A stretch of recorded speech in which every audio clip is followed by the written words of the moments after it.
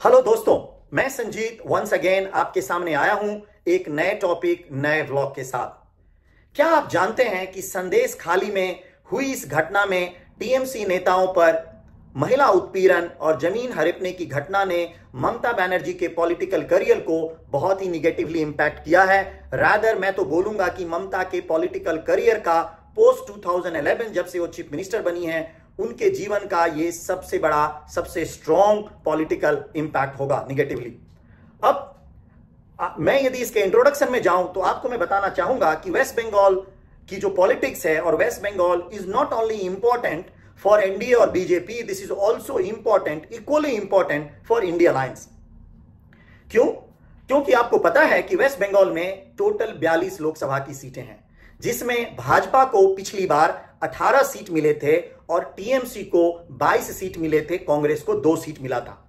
अब यदि भाजपा और एनडीए को अपने 370 और 400 से ज्यादा के लक्ष्य को पार करना है तो ये एक वेरी इंपॉर्टेंट स्टेट है जहां उन्हें अपॉर्चुनिटी है 18 से 25 और 30 सीट ले जाने का, जो ये 10-12 सीट वो इंक्रीज कर सकते हैं और दूसरे स्टेट में यदि कोई लॉस होता है तो उसको कवर कर सकते हैं। So in that sense this is very very important. Equally ये इंडिया अलायंस और ममता बनर्जी और टीएमसी के लिए भी उतना ही इंपॉर्टेंट है कि यदि मोदी, बीजेपी और एनडीए को उन्हें 370 अचीव नहीं कराना है या उनके नीचे रखना है तो वो ये एक ऐसा स्टेट है जहां उन्हें कुछ सीटों में डैमेज कर सकते हैं। So in that terms this is important for both the alliance. लेकिन ये संदेश खाली की जो घटना है वो ममता बनर्जी के टोटल प्लान को कोलैप्स कर दिया है। यस दोस्तों, ममता बनर्जी के टोटल प्लान को कोलैप्स कर दिया और मैं उसके एविडेंस आपसे शेयर करूंगा।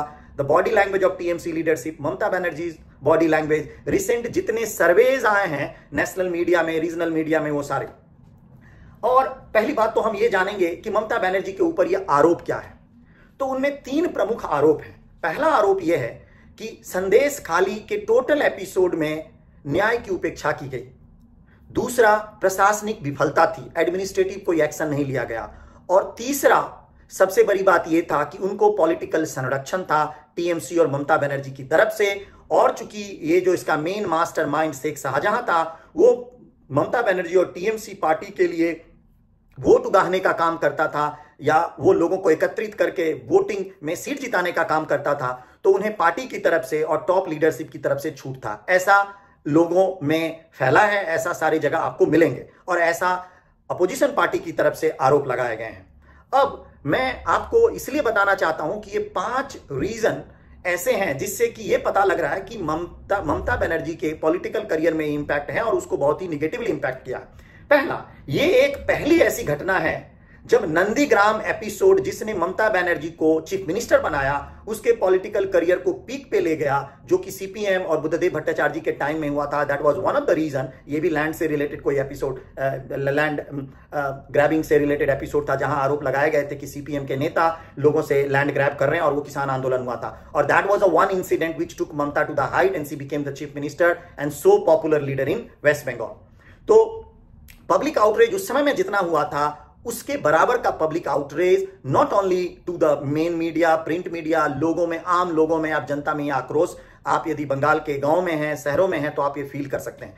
दूसरा, मीडिया कवरेज। ये एक ऐसी पहली घटना है आफ्टर 2011 जो नेशनल, लोकल, स्टेट मीडिया में कंटिन्यूअसली 2 महीने तक छाया रहा। रेगुलर डिबेट, टीएमसी के लीडर्स को जवाब देने में प्रॉब्लम होती थी, डिबेट में आने में मुश्किल होती थी। तो ये दूसरा एविडेंस। तीसरा, opposition reaction. Unlike other episodes and the incident which has happened in the past in these last 10 to 12 years, ये पहली ऐसा इंसिडेंट था जिसमें सारे अपोजिशन पार्टी एक तरफ से इस पार्टी को और लीडरशिप को दोष दे रहे थे। चौथा, national coverage. After few years जब ममता असेंबली इलेक्शन के बाद वहां पे पोस्ट पोल वायलेंस हुए थे, उस समय में बहुत सारा नेशनल मीडिया कवरेज था। लेकिन मैं ये बोलूंगा कि पहली बार उससे भी ज्यादा यूनिसन में नेशनल क्रिटिसिज्म होते रहे through most of the parties and सारे स्वयंसेवी संस्थानों से। और most importantly the social media reaction.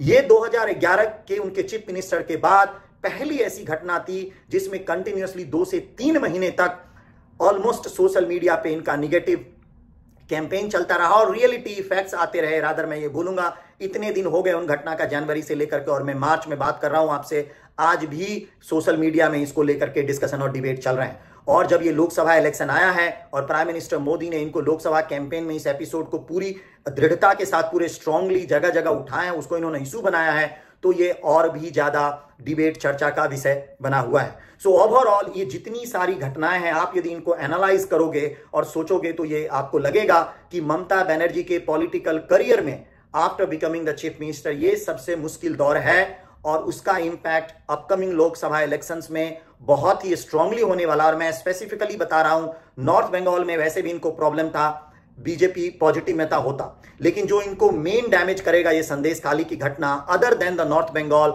Main presidency इलाका जहां महिलाएं वोटर काफी नंबर्स में हैं और वो बहुत मैटर करती हैं किसी भी पॉलिटिकल पार्टी के लिए, और साउथ बंगाल में जहां ये घटना हुई है उसके आसपास के कुछ सीट में। सो ओवरऑल ये संदेश खाली की घटना ने ममता बनर्जी के पॉलिटिकल करियर को, उनके ब्रांड को, उनके महिला फ्रेंडली एक इमेज को काफी निगेटिवली इंपैक्ट किया है। और उसका पहला इंपैक्ट आपको दिखेगा लोकसभा इलेक्शन में, जब पहली बार बीजेपी का लोकसभा का सीट ममता बनर्जी और टीएमसी और रादर इंडिया अलायंस के सीट से ज्यादा होगी। I am talking about the whole number of TMC and the Congress and the CPM.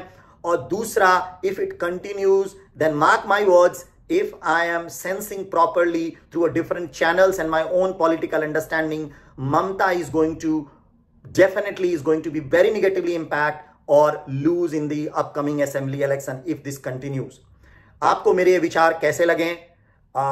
You might have a different thoughts and opinion. आप अपने विचार कमेंट सेक्शन में शेयर करें। आपको मेरा ये चैनल यदि अच्छा लग रहा हो तो please like, share and subscribe. Till the time, thank you so much for watching and see you soon.